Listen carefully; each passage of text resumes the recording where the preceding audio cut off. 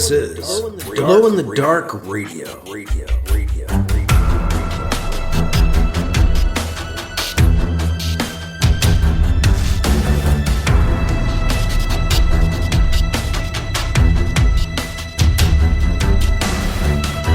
The science fiction podcast, with original independent science fiction, written and performed by Mike Luoma, with music by Kevin MacLeod.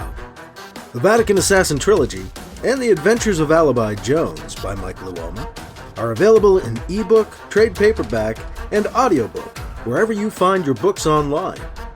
Get links and details at glowinthedarkradio.com.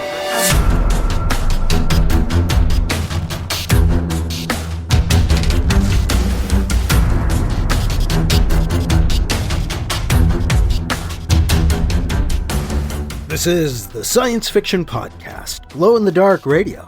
I'm your host, your writer, and narrator, Mike Luoma, and I have Chapter 7 of Alibi Jones on the way on this episode.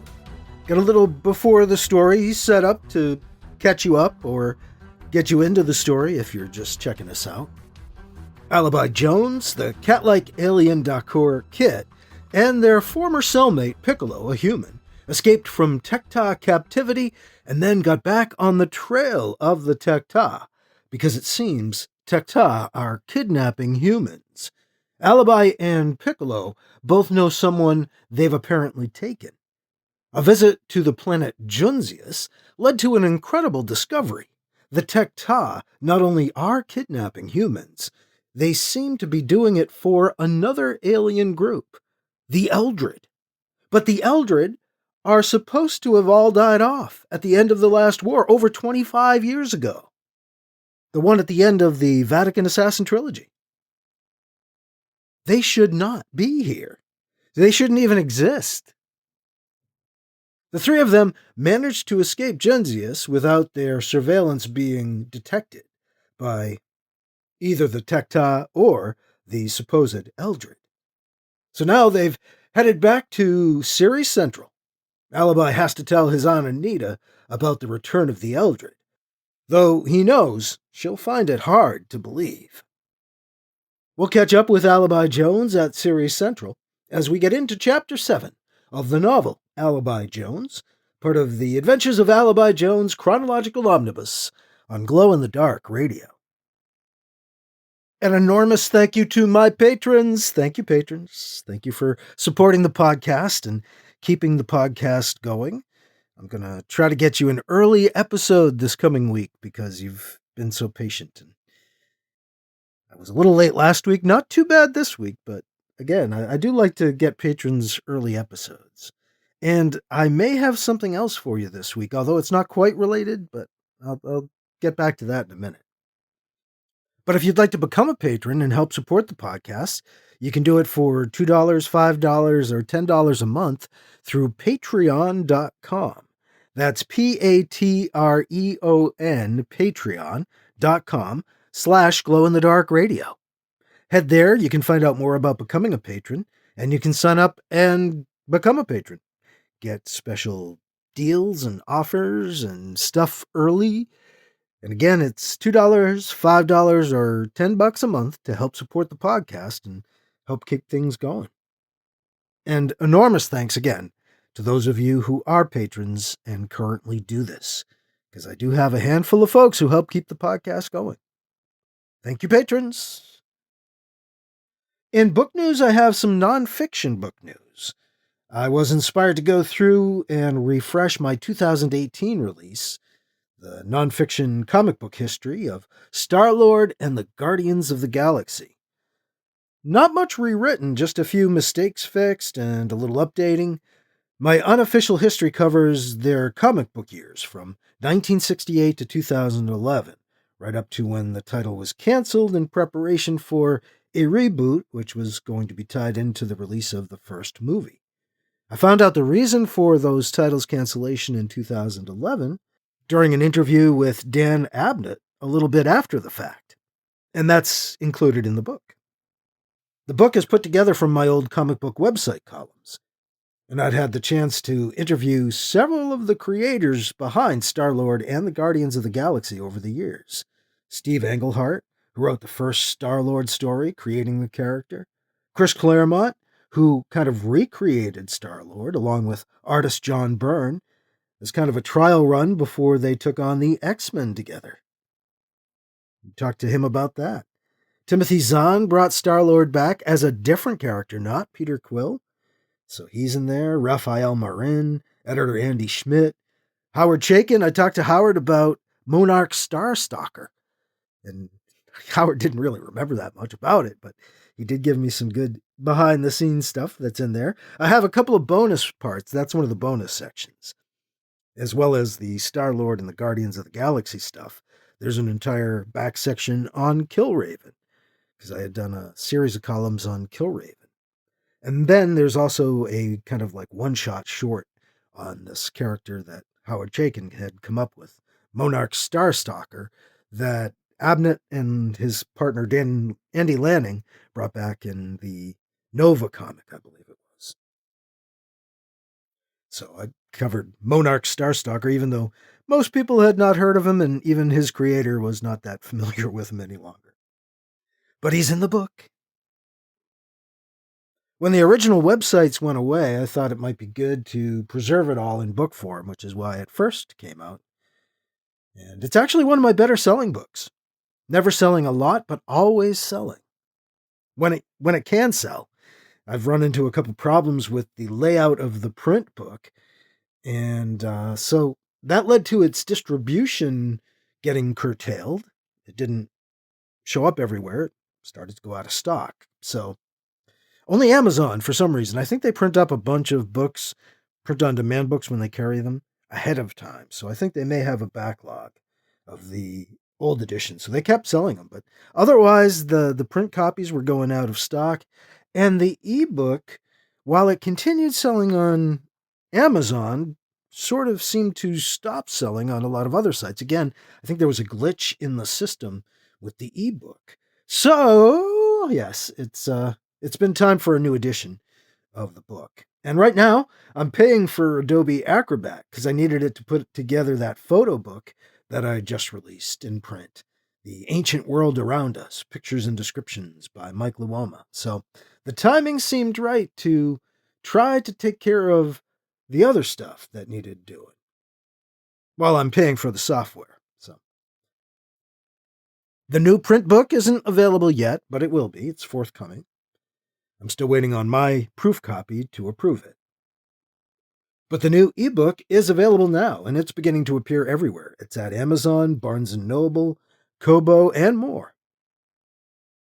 That's the new Star-Lord and the Guardians of the Galaxy, the Comic Book Years, the unofficial comic book history by Mike Luoma.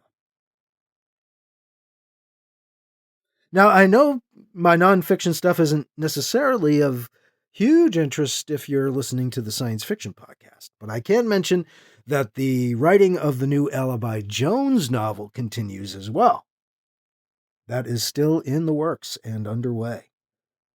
And I'll likely be putting together the Alibi Jones comic book compilation while I have this Adobe Acrobat that I'm paying for, so that's probably going to be coming along soon too. Or at least I'll put it together. I might not put it out just yet, but it will be in the works.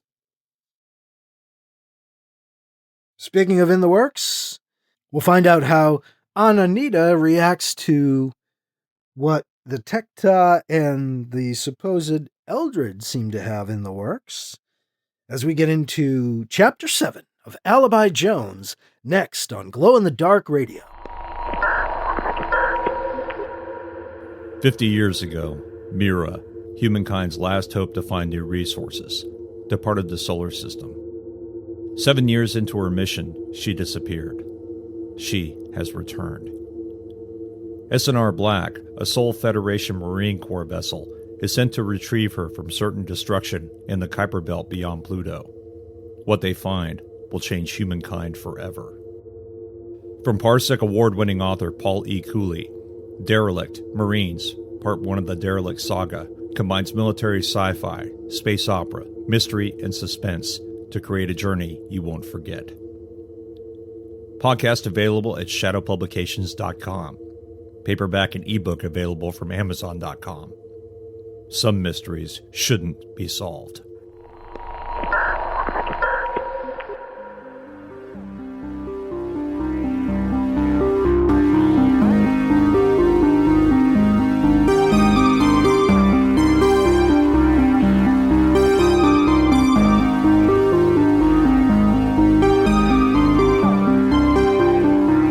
Now here's Chapter 7 of Alibi Jones from the Adventures of Alibi Jones Chronological Omnibus on Glow in the Dark Radio. I don't believe it, Anita tells Alibi, once he's filled her in on their trip to the Tek'Tah base and the sighting of the Eldred. You're obviously mistaken. And you're obviously not listening to me, Alibi snaps back. He paces across the living room of her apartment. She agreed to meet with Alibi and the Dakhur right after they arrived on Ceres Central. They headed over to her apartment after securing the stinger ship in Ceres Central's port. Piccolo isn't there with them. He took off to, as he put it, take care of some personal business. Alibi spent the last half hour telling her what happened to them on Junzias, but Anita's not convinced the aliens they saw were really Eldred. What else can I say? I know what I saw on Anita. I'm not stupid. I didn't say you were, Anita says calmly, not raising her voice. But perhaps your eyes were fooled.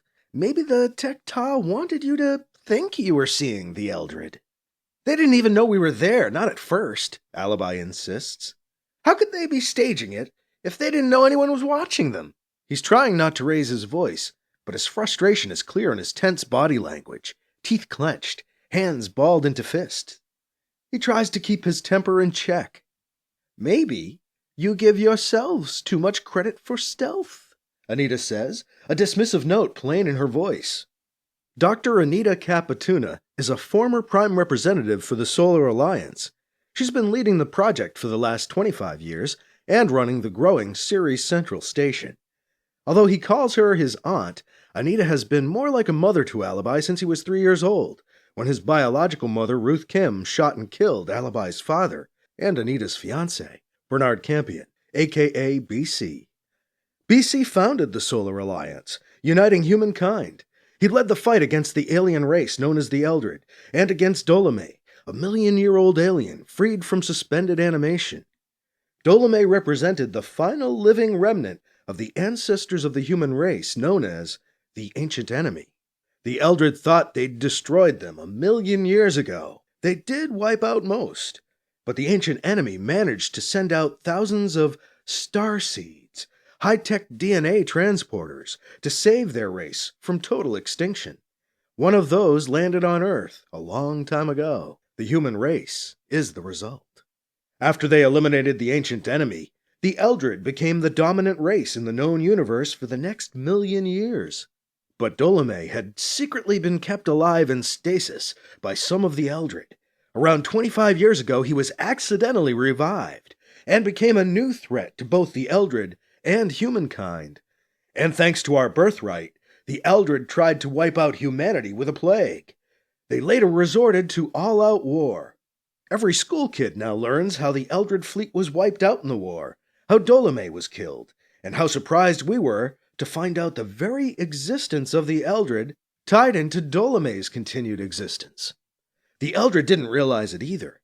The Eldred were created by the Ancient Enemy as a servant race, and Dolomé's survival over the intervening centuries, even in stasis, apparently kept the Eldred race alive. With no remnant of the Ancient Enemy left, those Eldred not killed in battle simply died. Their entire race was wiped out. Hundreds of dead Eldred worlds now stand as mute proof of their former dominance.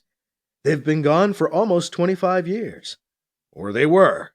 Until now? I know what I saw, and I saw Eldred. Alibi is insistent. They were picking up human captives from the Tek'Tah out on Junzias, trafficking in kidnapped humans. I can confirm this, Kit says. Anita looks surprised. The Dakhur had not spoken until now. She shakes her head, all the same. The Eldred are dead. Fine, they died, but now some are back, Alibi insists. You're as stubborn as your father. Anita comes back at him, with temper of her own. Great, Alibi says in disgust. I never met the guy. Stop telling me I'm just like him. That's not fair. Anita backs off. Sorry, she says, softening. You remind me of him so much sometimes. Is that good or bad? He asks her, still defensive. Both, Anita replies, laughing a little. She gets a bit more serious. He would be proud of the man you've become, she tells him. Alibi looks his aunt in the eye. I wish you believed me, he tells her. I wish I could believe you, Allie, she insists. But I can't. I saw them die out, Alibi. World after world of theirs went dark. Every Eldred on them losing the will to live, giving up the fight. She shakes her head. I'm sure you saw something. It might have looked like the Eldred, but it couldn't have been. There are many alien races out there, Al. You've probably just stumbled across one that looks like the Eldred. I've seen footage of the Eldred, Aunt Anita. I know what they look like. These were Eldred. Maybe some of them didn't die. They truly did appear to be Eldred, Kit says with a soft purr. Anita looks at the cat-like alien with a mix of emotions playing across her face. Really? She asks the alien, with a heavy dose of sarcasm in her voice. And how many live Eldred have you seen in your lifetime, Mr. Kit, was it? Kit seems a bit cowed by Anita's sharp tone. I have not seen any Eldred alive, Doctor. I am too young. But they did rule over my planet, her, for many years. We have many records of them, and a great deal of footage of the Eldred from over time. There are no other races that I know of that look like the Eldred. That you know of, Anita says, cutting him off. Now who's being stubborn? Alibi says under his breath. Anita turns. I heard that, she says. You have no idea what you are talking about. Alibi hears Anita's thought like a voice, loud and clear inside his head. He's not sure she didn't say it. Could she have thought it so loud he could hear her? I have no idea what I'm talking about, huh? Alibi says, louder than he meant to. She looks confused for a moment. She lets out a heavy sigh. She glares at Alibi, turns, and leaves the living room. Great, Alibi says, dejected. She doesn't believe us. Yes, this is obvious, Kit agrees. We're wasting our time here, Alibi says. Suggestions? Kit asks. I don't know, Alibi says. Maybe we should go back to Junzias, see if we can find out any more about what was going on. He looks around the room, thinking. He sees pictures of Anita and BC on the walls, pictures of himself as a young man with Anita, his graduation picture from the safe school, him in his mediator uniform on the first day he got it, pictures of people from the project. One of the pictures gives him an idea. There's someone else we can try, Alibi tells Kit. An old scientist. Used to be with the project, but he's retired now. Dr. Krishnamurti. Alibi walks over to the picture that caught his eye. In the picture, two men in lab coats stand on either side of a much younger Anita Capituna, one tall, thin, and English, the other short and Indian. He points at the photo. This guy. The tall one or the short one? Kit asks. The short one, Alibi clarifies. The tall one was Dr. Dundell. He died when I was a baby. But Krish has been a family friend for as long as I've been alive. He's kind of an expert on the Eldred. He and Dell there once took an Eldred ship apart, helped us humans figure out the Eldred tech. Sounds like he may be a good person to talk to, Kit muses. I hope he is more open-minded than your aunt. Me too, Alibi agrees. He's kind of a hermit, lives on Rigel 4. He doesn't go out at all. Do we have to take the same stinking stinger ship we came here in? Kit asks warily. No, Alibi says with shared relief. I've got a cruiser of my own docked here at Ceres Central. We'll take that instead. It doesn't stink so bad. So you say. Your race does not share the same sensitivity to odor the Dakhur possess. All of you humans smell like sweaty, stinky meat to me. Hey, thanks, Alibi says, his voice heavy with sarcasm. You are welcome, Kit says. He hisses his equivalent of a laugh. As they walk through Ceres Central to the port where Alibi's cruiser is parked, Kit's head keeps turning, as if on a swivel. The crowd is mostly made up of humans, with some flays and individuals from other races mingled in.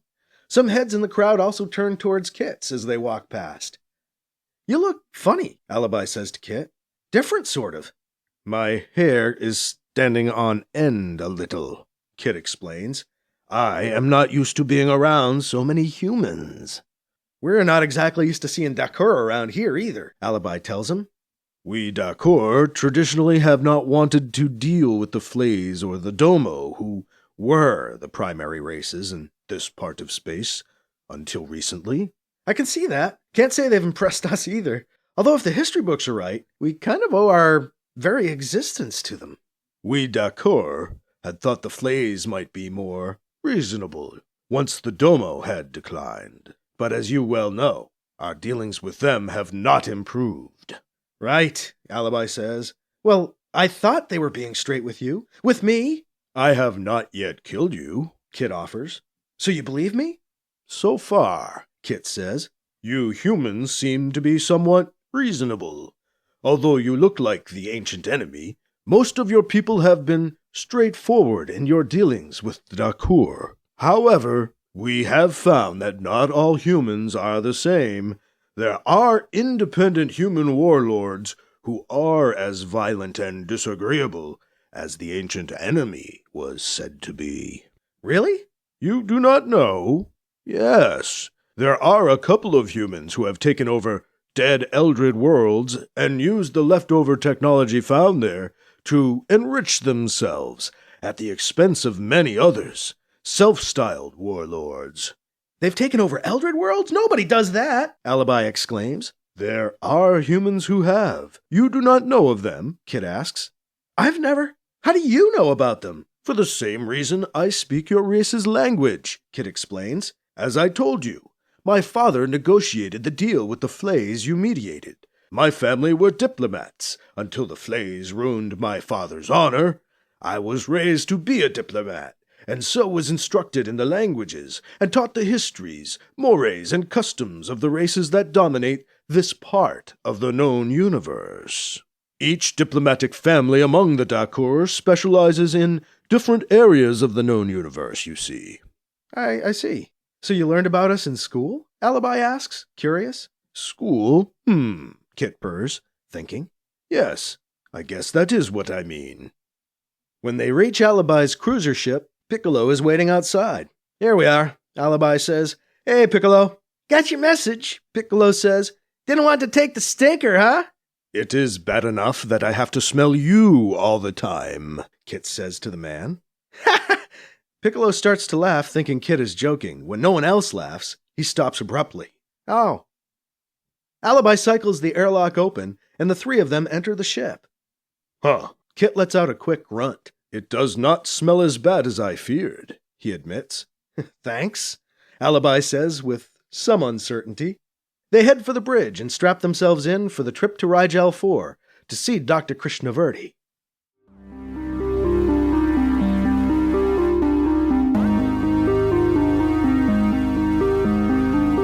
That was Chapter 7 of the novel Alibi Jones, from the Adventures of Alibi Jones Chronological Omnibus on Glow-in-the-Dark Radio. Well, there's one of my favorite Kit lines in this chapter. "All of you humans smell like sweaty, stinky meat to me." And now they're off to see Krish. One of the joys of working on the Alibi Jones books was bringing back some of these characters, A couple of the older characters from the Vatican Assassin trilogy. Anita, of course, now respectable. Aunt Anita. And Krish. I do like Krish. And he'll be coming our way next. We'll meet him anew in our next chapter as we head to Rigel 4 in Chapter 8 of Alibi Jones on Glow-in-the-Dark Radio. Again, in book news, there's a new book, a second edition out of my Star-Lord and the Guardians of the Galaxy, The Comic Book Years, an unofficial comic book history. It is now available as an ebook. It will be coming out in print shortly. forthcoming. But I wanted to let you know about that. And there is also the new picture book that's out there, which has all my pictures from the calendars I put out a couple of years ago. That's the Ancient World Around Us, Pictures and Descriptions by Mike Luoma. So you can now get that in print through Amazon. Work on the new Alibi Jones novel continues, and I may be putting together the new comic book compilation of Alibi Jones's adventures as well. I'm probably going to be getting to that in the next week or so. Books in the works as we head through the fall of 2024. That is all for this week. I'm your writer and reader, Mike Luoma. Thank you again for listening to Glow in the Dark Radio.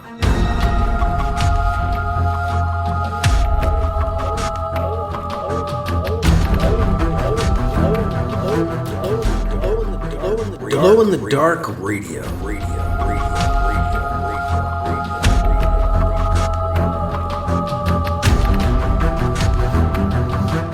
This podcast presentation is copyright 2023 by Michael F. Luoma and is protected under a Creative Commons Attribution, Non-Commercial, No Derivatives 4.0 International License, CC by NC-ND 4.0. Music by Kevin MacLeod.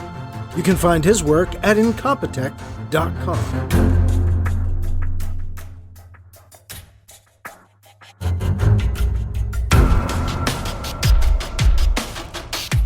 Mike's books are available in ebook, paperback, and audiobook, wherever you find books online. Get links and more details at glowinthedarkradio.com and mikeluoma.com. This has been a presentation of Glow in the Dark Radio.